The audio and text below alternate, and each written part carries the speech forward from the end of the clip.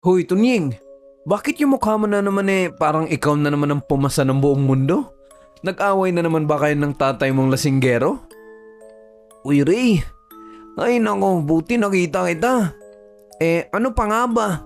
Lagi naman yung ganun Nakakaumay na nga Sabi ko naman sa'yo ipabarangay mo na yan nang matuto na sa buhay. Katanda-tanda na puro pa din alak ang nasa isip. Tignan mo na nga yung katawan mo. Parang 1 linggo ka nang walang kain sa payat mong yan. Hindi na lang umimik si Tunying pagkatapos sabihin yon ng kanyang kaibigan na si Ray. Alam naman din kasi niya na totoo naman lahat ng sinasabi ng kanyang kaibigan. Matagal na sana niyang ipinabarangay ang kanyang tatay kaso lang ay lagi lang itong nagmamatigas sa tuwing may pupunta sa kanila. Ang ama niya ay lulong na sa alak at minsan sa pinagbabawal na gamot mula noong namatay ang kanyang ina. Halos hindi na niya ito makita sa bahay nila dahil lagi na lang itong nasa labas kasama ang mga barkada nito at minsan pa nga'y nag-iisa lang. Nga pala pre, may sasabihin sana ako sa'yo. O bakit? May ginawa na naman ba ang tatay mo sa'yo?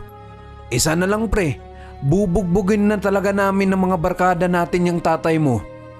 O kalma lang pre, walang niya ka naman, hindi yan ang ibig ko sabihin.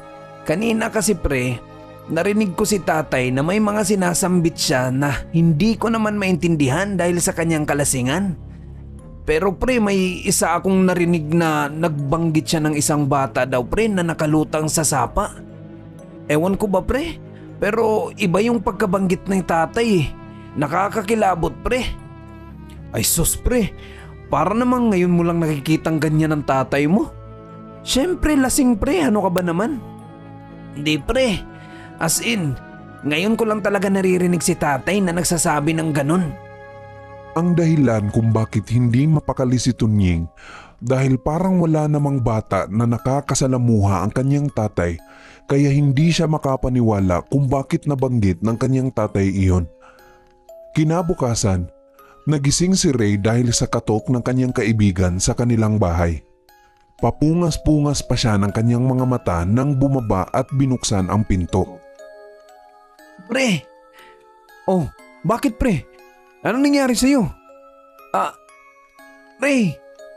Oh, bakit nga? Kanina ka pa tawag ng tawag sa akin Ano ba talaga ang sadya mo? Ba't ka umastang ganyan? Dahil doon, narinig ng ama ni Rain na si Mang Dolfo ang nangyari sa baba. Ray! Ba't ba ang ingay-ingay nyo dyan? Lang yung buhay naman natutulog yung tao pasensya na tay. Tunying, tara na nga sa likod bahay. Doon tayo mag-uusap. Kung kanina pa lang kasi sinabi mo na yan, hindi na sana nagising si tatay. Alam mo naman si tatay kapag kulang sa tulog Daig pa sa batang puyat yan. Ray, narinig ko yun Gusto mo gawin kitang batang sakto sa pahinga? Yung panghabang buhay? Tay, sorry. Joke lang naman po yun. Sigaw ni Ray. Nang makarating na sila sa likod bahay, medyo kalmado na si Tunying sa mga pagkakataong iyon. Sinimulan na kaagad ni Ray ang mga tanong niya para sa kaibigang si Tunying. Oh, ano ba talagang nangyari sa'yo pre? Kanina kasi pre, inutusan ako ni tatay na papuntahin sa tindahan ni Aling Luna para umutang sana ng bigas. Pero nagulat na lang ako pre dahil nag-uunahan na ang mga tao papunta sa bandang sapa habang tumatakbo. Hala, bakit pre? Ano namang meron sa sapa na yun? Tumaas ba? Hindi pre. Naaalala mo ba yung sinabi ko sa'yo nung nalasing si tatay na nagbanggit siya ng isang batang nakalutang sa sapa? Pre, kanina pre may natagpo ang bata dun sa sapa na malapit sa amin. Ang nakakamanghalang pre ay nakalutang ang bata. Kaso lang, buhay naman pre. Ha? Hindi kaya pre nagkakataon lang? Walang niya naman, ba't ganun? Di kaya pre may kinalaman ang tatay mo sa bata na yan? San yung bata ngayon? Andun sa center muna sa ngayon pre, habang wala pang umaangkin sa bata na yun. Sobrang gwapo ng bata pre. Matangos ang ilong at parang ang daming buhok kahit sanggol pa lang. Napaisip ng malalim si Ray dahil sa ikinwento ng kanyang kaibigan.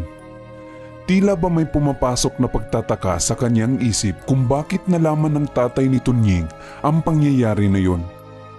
Meron din namang pagdadalawang isip ang sumalin sa kanyang isipan na baka nga nagkataon lang dahil nga sa kalasingan lang ng tatay ni Tunying kaya kung ano-ano na ang mga binabanggit nito.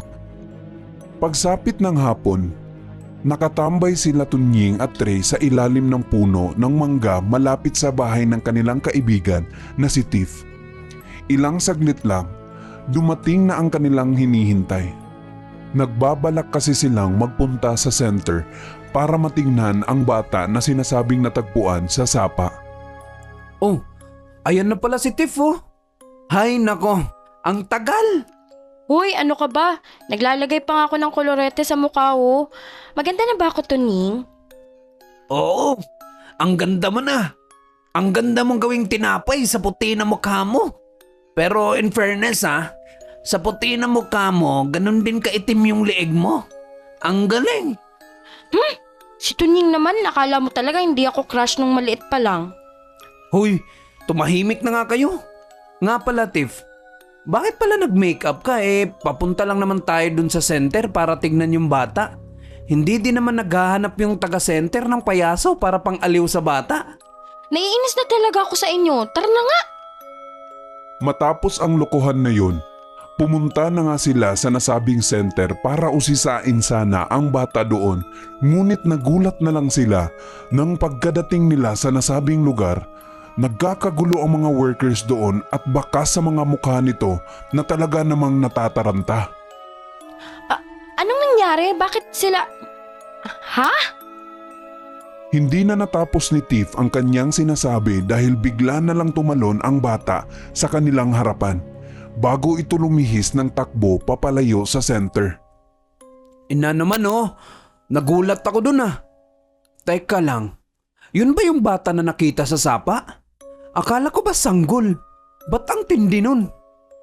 Yan na nga ang sinasabi ko pre. Parang may kakaiba sa batang yun. Nakita mo naman ang liksi ng bata na yun pre. Akala mo talaga malaking tao na. Tsaka tama nga sila Ang kakapal na ng buhok ng bata. Kaya nga pre. Teka lang, san ba si Tiff? Ba't parang nawawala na naman? Aba ewan ko pre. Kayo naman ang nag-uusap kanina. Saan na naman kaya napunta yung babae? Ha? Ayun pre. Blah, ano naman ang ginagawa ng babae na yan dyan? Tiff! Tiff! Huy! Ba't ka nandyan? Lang niya naman, ginulat mo naman kami. Hindi umimik si Tiff nung tinawag siya ni Ray. Nagtataka ang dalawang lalaki dahil sa nangyaring kababalaghan na yun. Ano nangyari? Ano nangyari dyan kay Tiff pre? Bakit nakatunganga lang yan? Diyan din pumunta yung bata kanina Ewan ko pre. Tara pre, lapitan natin. Nilapitan na nga ng dalawa ang kanilang kaibigan pero nang malapit na sila dito, nagulat sila dahil bigla na lang itong tumakbo ng malakas na para bang isang aso sa bilis nito. Gulat na gulat ang dalawa sa kanilang nakita at nasaksihan sa kanilang kaibigan dahil kasama na nila si Tiff mula noong pagkabata pa nila. Wala naman silang napansin na nagkakaganon ang kanilang kaibigan. Hinayaan na lang ng dalawa ang kanilang kaibigan at umuwi na lang sila sa kanilang mga bahay.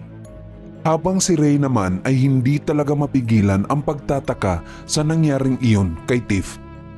Tila ba may kakaibang nangyari na hindi lang nila matukoy ng kanyang kaibigan na si Tunying. Dumaan ng ilang araw na mapayapa ang kanilang baryo. Kalat na din sa lugar ang nangyaring pagtakas ng bata at ang nangyari sa babaeng si Tiff. May sabi-sabi na baka anak ng babae ang bata na iyon. Matagal na ding sabi-sabi na may lahing aswang si Tiff ngunit hindi naman yun pinansin nila Tunying at Ray dahil nga sa tagal na nilang magkakaibigan. Wala silang nakitang ganon sa kanilang kaibigan. Grabe naman ang mga tao dito sa baryo natin. Wagas kong makahusga. Akala mo talaga kilalang kilala na nila ang taong kanilang pinag-uusapan? Kaya nga eh. Pero pre, hindi ba minsan pumasok sa isip mo pre na baka isa dun sa mga haka-haka patungkol kay Tiff ay totoo? Naisip ko lang pre. Alam mo, kahit minsan pre, hindi ko talaga lubos maisip na ganun si Tiff. Base naman kasi sa madalas nating nakikita kay Tiff, hindi naman kasi siya ganun eh. Sa bagay pre, tama ka nga naman. Pre, nakalimutan ko nga palang sabihin sa iyo pre ang nangyayari kay tatay. Alam mo bang parang bigla na lang siyang hindi umiinom ngayon? Ha? Himala? Bakit daw pre? Di ko alam pre. Nagulat kasi ako kagabi pre. Nilusob siya ng kanyang mga kaibigan sa bahay namin pero bigla ba naman akong kinausap na sabihin daw sa mga kaibigan niya na wala siya sa bahay namin at nakipiesta sa kabilang baryo. Tinanong ko kung bakit pre. Sabi niya sa akin na wala daw siyang ganang uminom. Hindi nakaimik si Ray pagkatapos ng pagpapaliwanag na iyon ni Tunying. Para bang may mga bagay kung pagtatagpi-tagpihin sa kanyang isipan ay sasakit ang ulo niya dahil sa kalituhan na binibigay nito sa kanyang utak. Napansin naman ni Tunying iyon. Pre, okay ka lang? Ba't parang ang lalim ng iniisip mo? Wala pre. Medyo nabigla lang siguro ako sa mga nangyayari sa baryo natin. Oo pre, medyo naguguluhan lang talaga ako. Hindi na sinabi ni Ray ang nasa isip niya sa kanyang kaibigan dahil ayaw din niyang maguguluhan din ito sa mga pangyayari sa kanilang lugar at ayaw din niyang mag-alala ang kanyang kaibigan para sa kanyang ama. Makalipas ang 3 araw, wala pa rin balita ang mga tao sa baryo kung ano na ang nangyari sa batang nakatakas sa center at ng kaibigan ng 2 lalaki na si Tiff. Hapon na iyon at nagmamadaling pumunta si Ray at ang kanyang ama sa palengke para bumili ng mga rekados para sa kanilang magiging hapunan. Anak, bilisan mo nga dyan. Ano ba naman yan, para ka naman babae magbihis. Ang tagal. Andyan na po tay. Lumabas na nga sila ng bahay at pumunta na sa palengke. Habang namimili sila ng kanilang mga bibilhin, biglang may lumapit sa kanila na isang babaeng nasa 70 anyos ang edad nito na si Aling Trinidad. Nagulat naman si Ray dahil doon. Iho, ikaw ba yung kaibigan ni Tunying? Sandali lang. Ba't parang nanggugulat ka na, Trinidad? Ikaw pala yan. Nakakagulat ka naman. Ano pala ang sadya mo sa anak ko? Ikaw pala yan, Usting. Eto na ba anak mo? Ang laki na! Yan si Ray, ang anak ko. At tsaka tama ka, magkakaibigan nga sila ni Tunying, yung anak ni Paring Kanor. Bakit mo pala natanong? Oo nga po, ako nga po yun. Bakit po? May nangyari po ba kay Tunying? Pasiksik naman na tanong ni Ray. Wala naman nangyari sa kaibigan mo, Roy. Ray po. Ray nga po pala ang pangalan ko. Ay, Ray pala, pasensya na. Wala pa namang nangyari sa kaibigan mo, Ray. Wala pa? Bakit po? May posible po bang mangyari sa kanya na masama? Sinalaysay lahat ni Aling Trinidad ang kung ano ang mga nangyayari at kung bakit nito nasabi na baka may mangyayaring masama sa kanyang kaibigan. Sobrang ikinagulat naman yun ni Ray dahil hindi siya makapaniwala na mangyayari yun sa kanyang kaibigan at ng ama nito. Halos maiyak-iyak si Ray sa mga pangungusap na lumalabas sa bibig ni Aling Trinidad. Todo comfort naman si Mang Usting sa anak nito na gumigilid na din ang luha nito. Umuwi na ang mag-ama sa kanilang bahay at pati na rin si Aling Trinidad. Pagdating ni Mang Usting at Ray sa kanilang bahay, tinanong kaagad ni Ray ang kanyang tatay patungkol sa napag-usapan nila kanina. Tay, naniniwala po ba kayo sa mga sinasabi ni Aling Trinidad kanina? Parang malabo para sa akin yun, tay. Alam mo anak, kababata ko yan si Nanay Trinidad mo. Hindi ko naman masasabing kilala ko pa rin si Trinidad ano. 2 dekada na din kasi kaming hindi nagkita nun. Pero alam mo ba Ray, yun si Trinidad ay napakabait na tao nun sa kahit na sino. Mapagalit o hindi man siya sa tao na yan, talagang sinusuklian lang niya ng kabutihan talaga.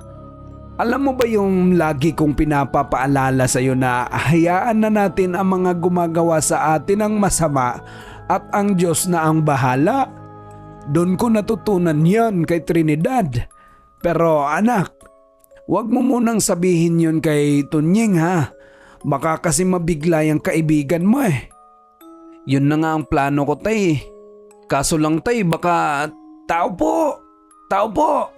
Ray? Nandyan ka ba? Nagulat si Ray dahil pumunta na lang bigla si Tunying sa kanilang bahay. Pati si Mang Usting ay natarantang umakyat agad sa kwarto dahil sa nangyaring yun. Binuksan ni Ray ang pintuan at doon na nga sumalubong si Tunying sa kanyang harapan.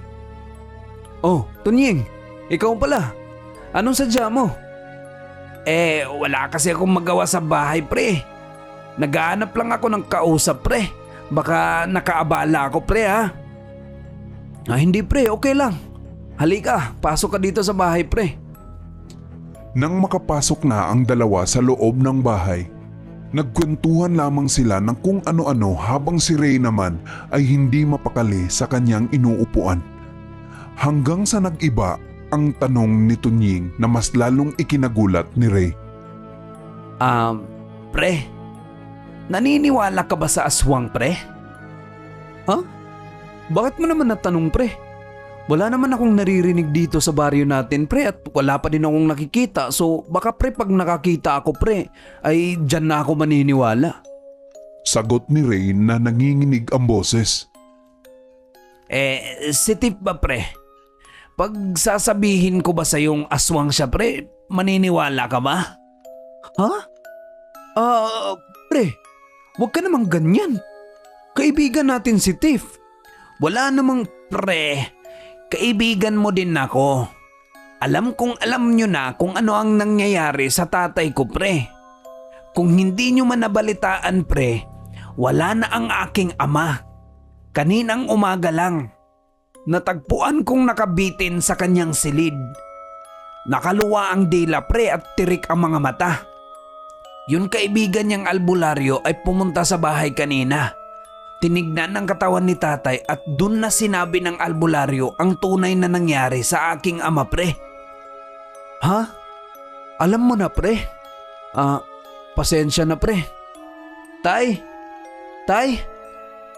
Bumaba agad ang tatay ni Ray na kanina pa din palang nakikinig sa pinag-uusapan ng dalawang magkakaibigan. Huwag kang mag-alala Tunying. Nandito naman kami ni Ray para maging kapamilya mo. Alam kong hindi maganda ang ginagawa ng tatay mo kay Tiff. Ipagdadasal pa din natin ang kanyang kaluluwa. Nga pala, may balita ba kayo sa kaibigan niyo? Sabay-sabay umiling ang dalawang lalaki bilang sagot sa tanong na yon. Alam na ni Ray na yun ay maaari ngang sapitin ni Mang Kanor dahil nga sa nalaman nilang dalawa ng kanyang ama sa mga pinaggagawa nito. 9 na buwan ang nakalipas. Lasing na lasing ang tatay ni Tunying na si Mang Kanor habang naglalakad pa uwi. Nakita nito ang babaeng si Tiff na naglalakad papunta sa tindahan ng gabing iyon. Dahil sa kalasingan at timing din na kontrolado si Mang Kanor sa droga nung gabing iyon, bigla na lang niyang pinagsasamantalahan at inakma ang babaeng si Tiff. Gustong manlaban ni Tiff ngunit wala na itong lakas dahil sa laging pagsuntok ng lalaki sa tiyan nito. Pagkatapos ng nangyaring iyon, nabaliw ng todo si Tiff na halos hindi na makausap ng matino sa kanilang tinitirhan. Isama mo pa nang malaman nitong buntis siya dahil sa pangyayaring iyon. Sa madaling salita, paglipas ng 9 na buwan, naipanganak ng babae ang sanggol sa kanyang sinapupunan. 2 linggo matapos ang pagpapanganak, talaga namang hindi pa ready si Tip na maging ina kaya napag-isipan niyang ihatid ito sa bahay ni na Tunying. Isang gabi, walang kamalay-malay si Tunying sa mga nangyari. Nakita ni Mang Kanor ang sanggol sa labas at may sulat na nakalagay roon. Matapos niyang mabasa ang sulat at nang malaman niyang galing ito sa babaeng kanyang ginahasa, ipinaanod ni Mang Kanor ang sanggol sa sapa, ngunit dahil may dugong aswang ang bata na iyon, pinaglalaruan siya nito at sadyang doon mapadpad sa sapa na mismong tapat ng kanilang bahay. Nung araw na nagkikita-kita ang magkakaibigan, sobrang bigat pala ng dinadala ni Tiff nung araw na yun. Kaya nakatiming siya na usisahin si Tunying para makuha kahit man lang ang pangalan ng kanyang ama. At naibigay nga ni Tunying ito. Dahil doon, ipinakulam ni Tiff ang tatay ni Tunying hanggang sa mamatay ito. Hindi kasi kaya ni Tiff na papatay ng tao dahil matagal na niyang tinalikuran ang kanyang pagiging aswang. Ngunit pinuno talaga siya ng lalaking iyon. Lumipas ang ilang araw, natagpuan ding patay sa silid ni Tunying ang katawan ng binata sa bahay nila Ray. Parehas na parehas ang pagkamatay nito sa kanyang ama. Napansin din ni Mang Usting na may bakas na maliliit na paa sa sahig ng kwarto na iyon. Wala nang iba pang may gawa nito, kundi ang bata na ipinanganak ni Tiff na kanyang half-brother. Napag-alaman din nila Mang Usting at Ray na alam pala ni Tunying ang lahat ng nangyari sa kanyang ama at kay Tiff, ngunit tinatago lang niya ito. Salamat.